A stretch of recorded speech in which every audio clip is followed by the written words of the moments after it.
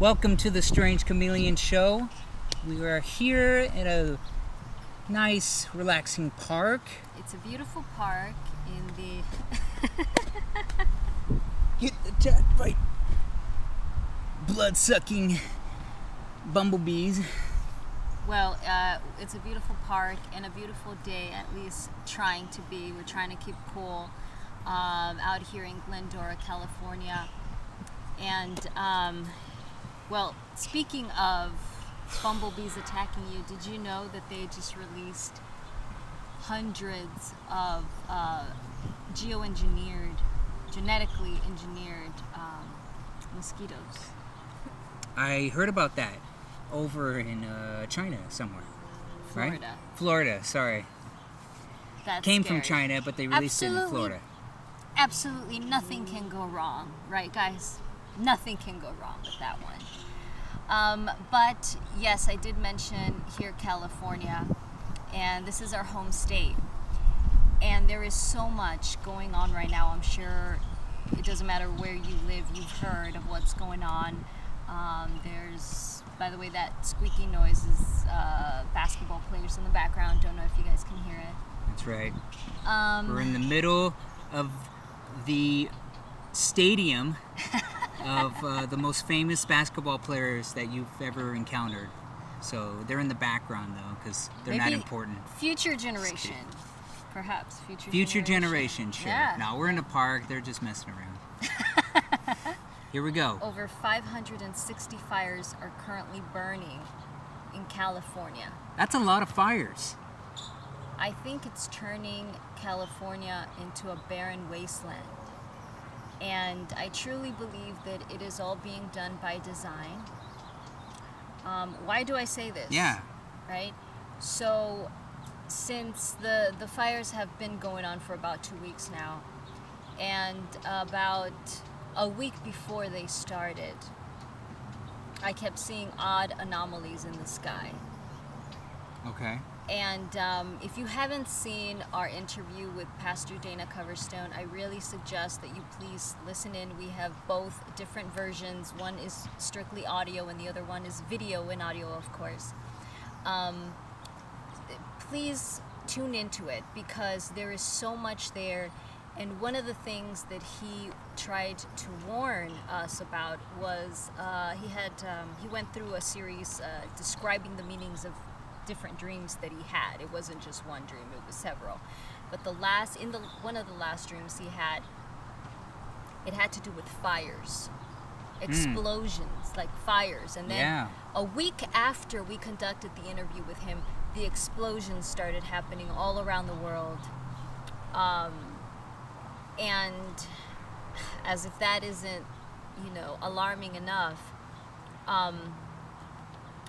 like I said, a week before the fires started here in California, the wildfires, I had certain experiences where there were certain anomalies in the sky. First of all, I don't know if you can see it, but the sky right now is very white. And these aren't normal clouds. They're the waterless kind, right? That just kind of hover out of nowhere. And the skies were clear, so I would see little round lights, but it looked like round, like silvery balls because of the light, right? It was very small, but it wasn't a plane. It almost looked like a star shaped. And yeah, I've seen those too.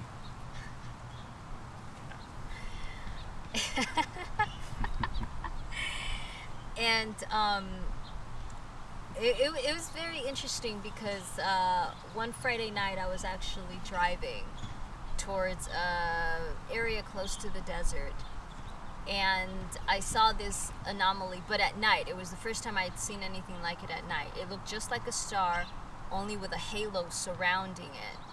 So a bit brighter than a star, much closer than a star, but it was not an airplane. It was not an airplane. So I'm at a stoplight. So as soon as the light turns green, I proceed I'm in the car, of course, driving, and then I look up and it's no longer there. So what I did is I finished doing what I needed to do, right, to reach my destination. I came back around to see if somehow maybe there was some ornament, something hanging. That's the reason why I could only see it from one particular angle. There was nothing there. Again, it just vanished. I saw it, these odd balls of light, they're just, I would keep my eyes on them. So here's the thing that I didn't mention. I would keep my eyes on them. And it would move, you know, it was going and going, and then it would just disappear.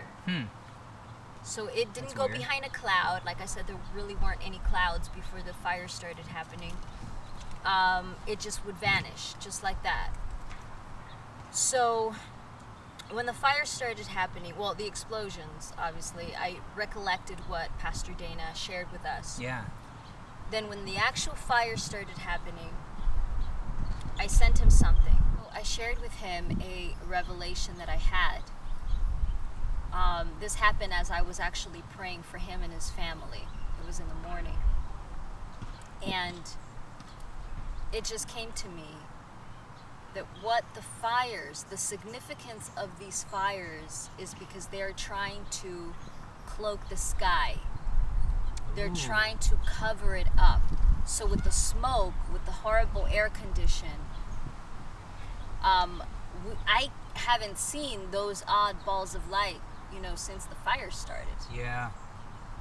And because I can't, right? I mean, it's just very, you know, bad air, smoggy, etc. And the skies aren't clear for that reason. And I told him I think they're trying to hide the fact that there is something coming into our atmosphere.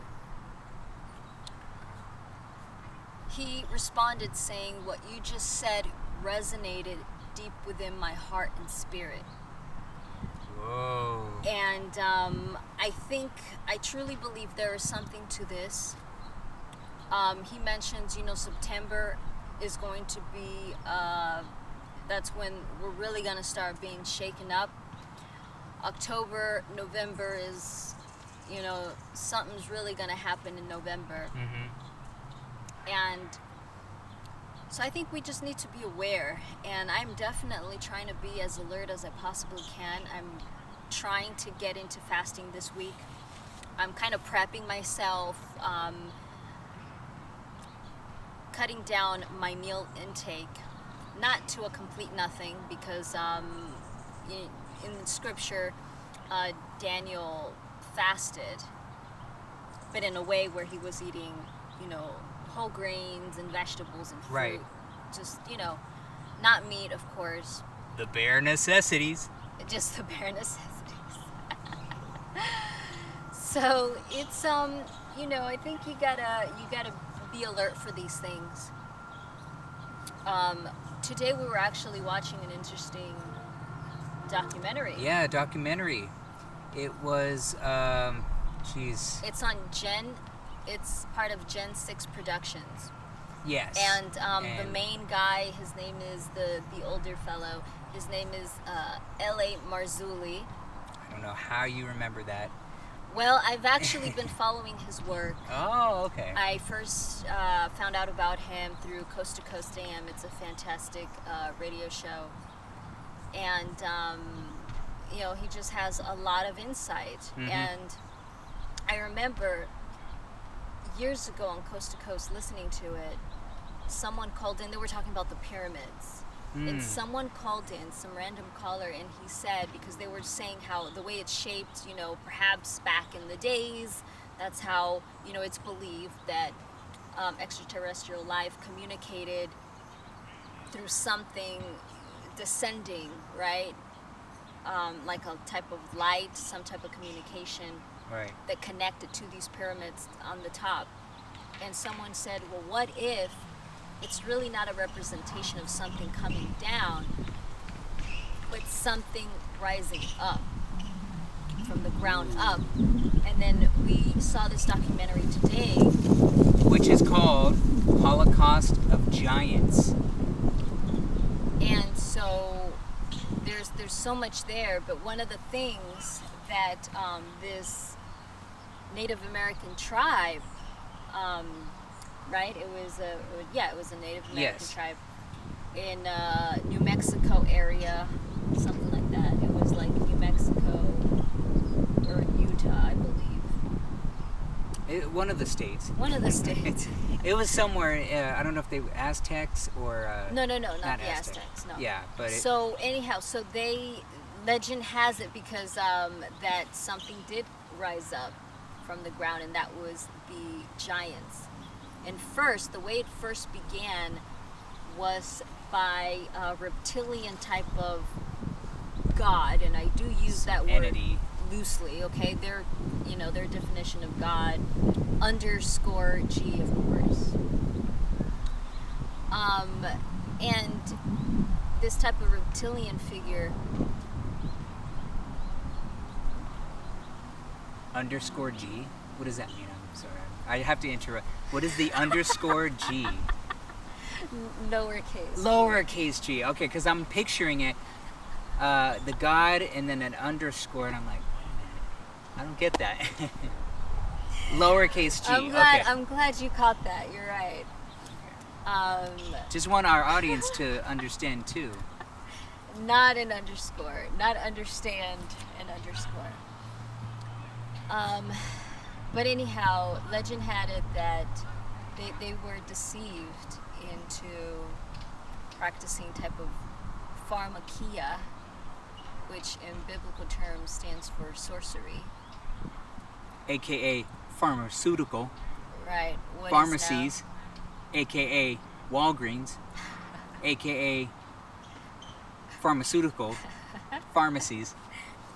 And one of the things they mention is how they got them to do these type of odd, ritualistic sacrifices. Mm-hmm. And that eventually gave the way for giants to suddenly rise from the ground up.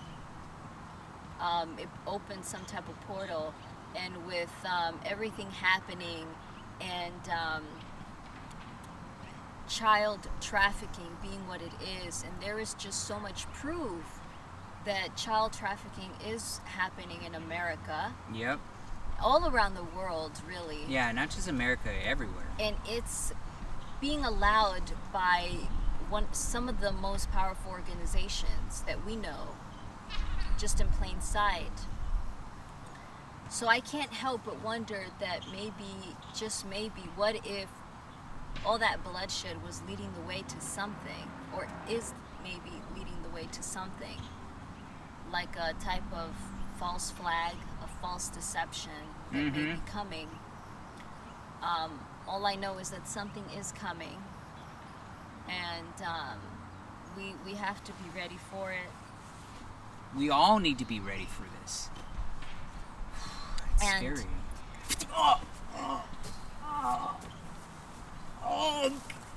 Get it off me!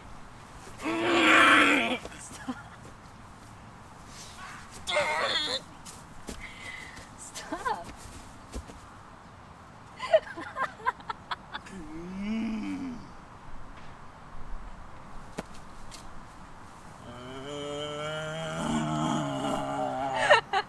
We all need to be aware of what's coming.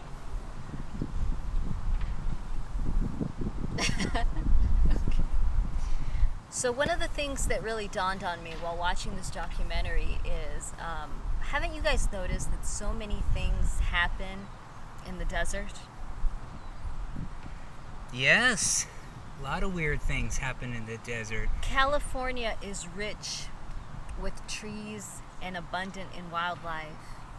And I can't help but question if all these 560 fires of them burning right now in California, if it's all maybe by design to try to turn California into a barren wasteland. So in the event that we may need to flee from the cities, there won't be anything to go to. Like, no hiding spots, no trees to hide under, nothing like that, right? Right. No rocks to crawl under. You know what I mean? Yeah. I can't help but wonder. That's a lot of trees, though, to be honest, to get rid of if that's the case in these fires. I mean, Well, I'm not saying that all of them may be gone, and I sure hope not. No. I pray that I pray these too. fires are quenched, you know? But I just can't help but wonder. Because they provide safety for people seeking shelter. And in the event that anything happens, I mean, obviously, people will try to run for the hills.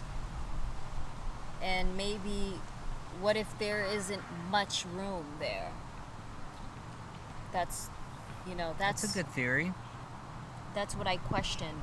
And because of these horrible fires, the air, like I mentioned, has been pretty bad. I know that it was worse last week. I mean, I could smell the burning. I could smell it around here. Mm-hmm. Today, not so much. But what they're doing in California currently, restaurants are being encouraged to move their patrons outdoors. But the air is horrible. Yeah. So is it really safer outdoors other than having them inside and maybe just, for example, having people sit at this table and then cross out this other table and then, someone else sitting on the next one, so there is plenty of space in between, but not have them outside when the air is known to be horrible at this time. And air conditioned. Exactly. I mean, it's so hot in California. It's hot in Phoenix. We are experiencing... Well, who do we blame for that? The governor, for his stupid rule and his stupid mentality of certain places can be open, certain places need to be shut down. But I feel like some of those people thought outside the box, and they're like, okay, we can't have people inside, so let's bring them outside. And then they allowed it to continue their business. But you can technically still have people inside, but just distance them, keep them separate. Like she was mentioning, just do that and keep people air conditioned, and they can wear their masks after. Just still do all that. But outside, this air is not very good in the fires, and I feel like it's just making it worse outside because if the corona is everywhere, it's omnipresent everywhere, then we're all infected, especially outside, and the winds, because of the fires, are blowing, and it's just getting more chemicals into us, and it's just like, that's even worse to be outside. We should be inside, air conditioned and safe. Exactly. And just keep people out. Be like, okay, we can only have, instead of 30 people, we'll cut it down. We can only do 15. Bring people in eventually when people leave.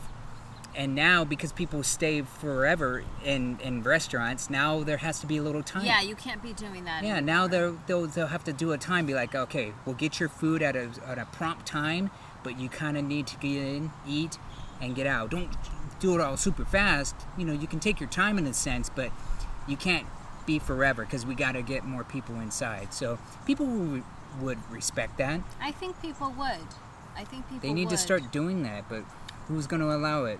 Understand this. Newsom. If casinos are open, churches should be too. Yes. Okay, and this is nothing, this does not go against any casino goer out there, okay? Please do not take it as such. Right. I'm glad, first of all, that places like casinos are open. Why? Because it provides a place where people can go and forget about their problems. A lot of people are having many problems right now. Right. So it allows them, to go in there, forget about your worries, have a little fun for a moment. It's nice and cool. There's Except when you AC. gamble all your money. Yeah, don't gamble and all your then you're money. like, well, now I got another worry.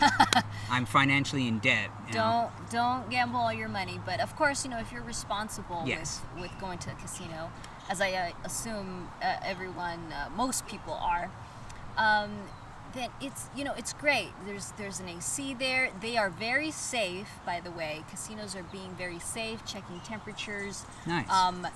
Wiping down the slots every minute, almost every other minute. Some slots are closed. They're not operating to have that distance in between people, to allow that. And so in a time when cooling centers, because casinos, a lot of elderly go there, and in a time where cooling centers are closed, libraries are closed, senior citizen centers are closed, pool centers, community pool centers are closed. I'm glad that places like casinos are open, but if casinos are open, churches need to open too. Yeah. It's just that simple. It's dumb that it's closed. It's nothing but an attack on our faith. Yep. Is what it is. That's what it is. If you read Matthew 18:20, it says, where 2 or 3 gather in my name, I am there. It's a time for prayer right now. Okay, many people have a faith. Okay, a lot of people, make the news, the ones that don't have a faith, but many people do have faith. And right now is a time for prayer and self-reflection. It is not a time to just be alone and feel miserable. Right. 560 fires are burning here in California especially. It is a time for prayer and to pray to God for rain also, and to sing for rain. In ancient tribes, also in Hawaii, they would practice a dance and a song when they needed rain, and it would come. Okay? Nice. So I believe that we can sing our way out of this. I truly do. I know it may sound crazy to some, but if you really do the research, it really isn't that insane. It really kind of does make sense if you look back in time. And there's power in numbers. So it is really no shock to me that these fires are burning at this magnitude. We've always had wildfires, and it's never been this bad. And yet, it is during a time when churches are closed and people are going to start forgetting their faith, the ones that aren't strong enough. I pray every single day. And, she does. I really I can't imagine not living a day without prayer. But there are people that, struggle with their faith, and I understand that, and that is why we need people to gather. People need to gather. It is very, very important. Especially if someone is just learning about God. Well, I want to add to that I feel like the timing is just perfect on their end, right? Don't you think? Where the fires are happening, all this destruction, the riots, the looting, all these things, the COVID, and then they shut down the churches. They want you to feel alone, like she was mentioning. They want you to feel like that so you don't feel faith. You don't go to faith because you can't go to church.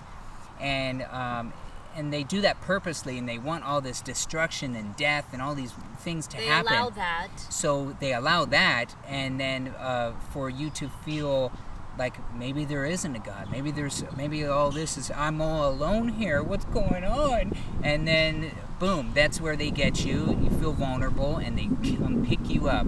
And well, it's setting the stage for something to happen. Something big. A false flag to occur. But you don't need a church to pray. You can pray at your bedside.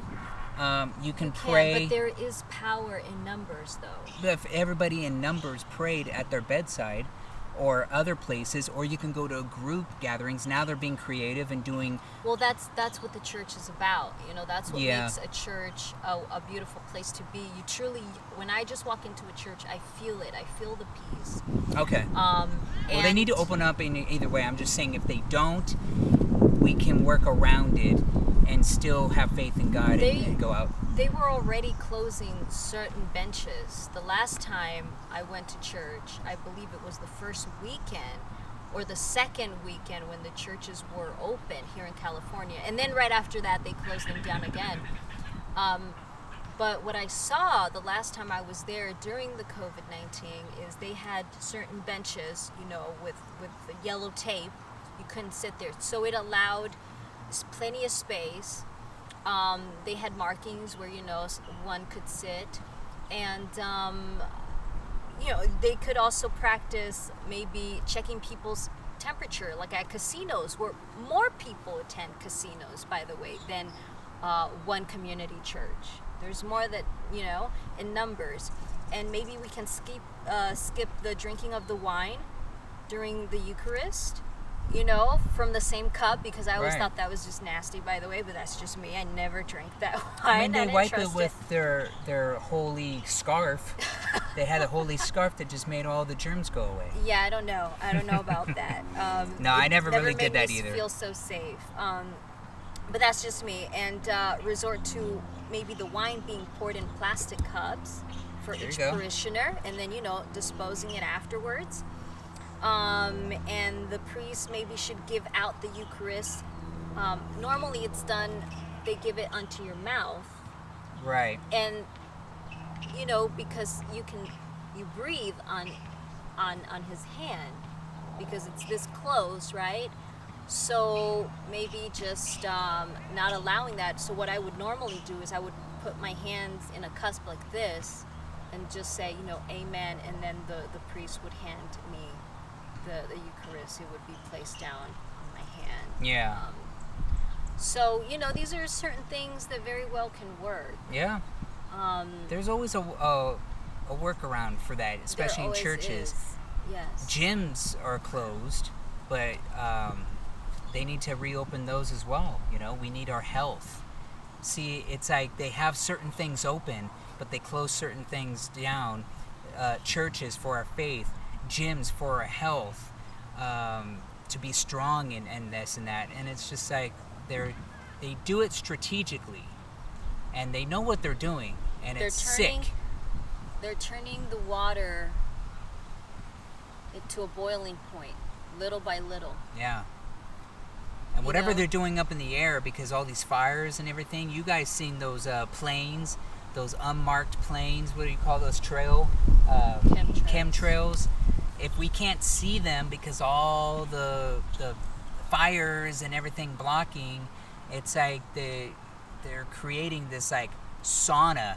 Exactly, this toxic wasteland almost. Yeah. Now remember War of the Worlds. Remember how the aliens ended up dying, right? After a certain amount of time. They had very little time here. And they ended up dying because our environment was not suitable for them after all. Yes. But what if they are geoengineering the weather to suit someone Make them else's, adaptable. Exactly, to try to make it adaptable to something else. What if? That could be, because what are those chemicals? I always wondered, what are they spraying out? Is it something against us to harm us? To, when it rains, it's going to be acid rain or something, but it's rained and it hasn't really done anything. So that's a good theory that maybe they're doing something to create that atmosphere, but that's a lot of chemical over a period of time. And then they arrive. Well, I don't think. strangely enough, if you look on the map, the chemtrails, you can see it all in Southern California, off the coast as well. And there have been many, many reports for some time now of odd lights. Odd lights in the sky, and over the water, towards Catalina Island. Really? Yes, in that area. So, who knows? It definitely begs the question. And I like it. I like all Yes. these great theories. But What is your theory? Let us know. Comment down below. Strange Kamelion Show. Yes, and I can't help but have my eye on this beautiful hummingbird behind the camera. Oh, yeah. I love hummingbirds. Hummingbirds are great. They have something special about them. They really do. It's that long beak. That's pretty special.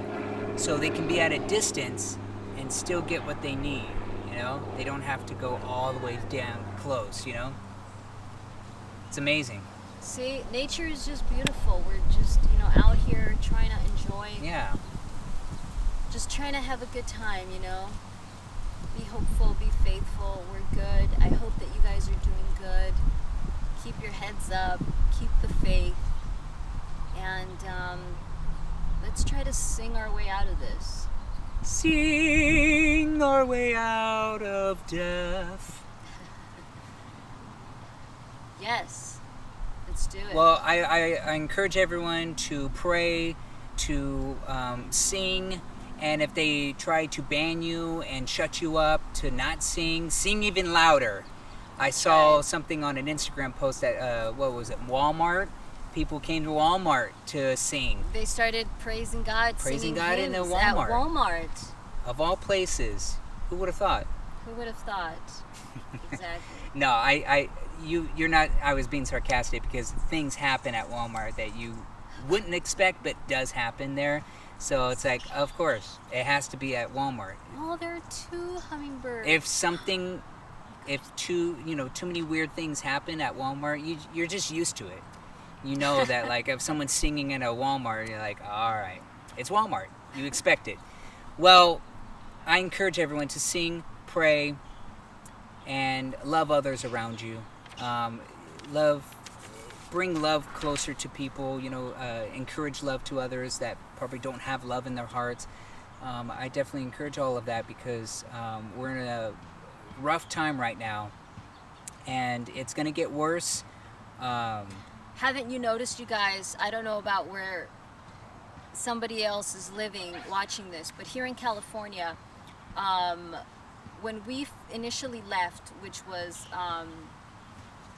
August 1st, we got to Arizona, but the day prior, when we left California, gas was $2.75 in the area where we live. Yeah. When we came back the following Monday, this was like a Friday, and then the following Monday, gas was $3.05 when we came back. Now, this was about 3 weeks ago, give or take. Now, it's $3.25. So insanity. It keeps going up. I don't see any signs that it's going to go down anytime soon. So on August 12th, that's really the date when the fire started here in California, at least here in Southern California. I know that it was August 12th very, very well because that morning I was enjoying my morning and I was just trying to take a moment to myself. And this is that's actually when the following morning is when I got the revelation of something going on that may not be, just wildfires. But I wrote a poem because I was sitting directly across from a beautiful big tree. And I wrote this beautiful poem about what a tree represents to humanity. So here it goes. I sit before a tree, my only companion in this present moment. This tree has witnessed my fears and the secrets of my heart. It stands tall before me, as if to say, I'm sorry, but I will provide you with my branches for rest in a moment of peace. It's almost like it understands and it's unmoved or unshaken by any of my sins confessed. This tree is more than just a tree, but a giver of fresh air, a giver of life, to renew my troubled mind. It nourishes my spirit.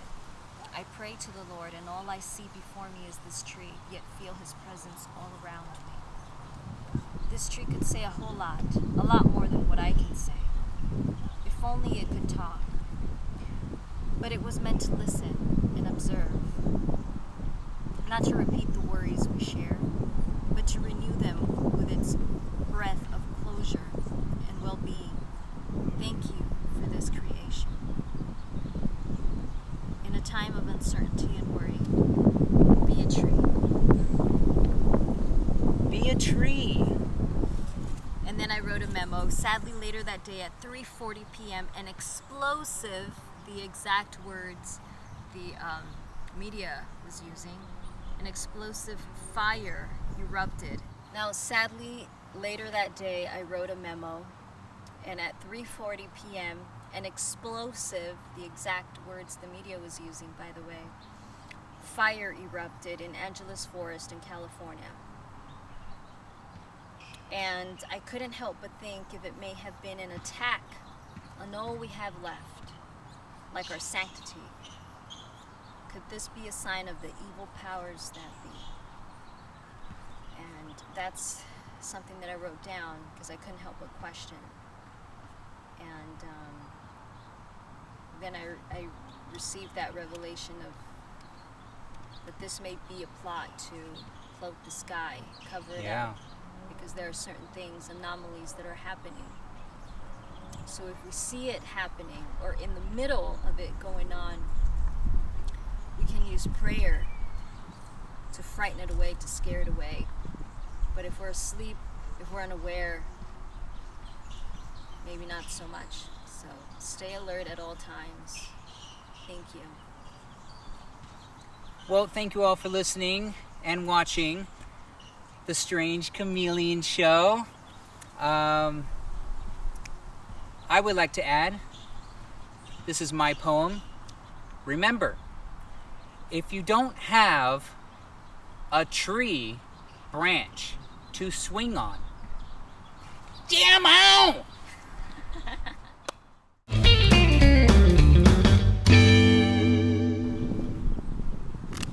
Stop it. What are you doing? I'm putting my slogan at the end. You should have done that I don't know, because it just came to me when you were talking about the tree. Well, why can't you just remember it? That is so rude.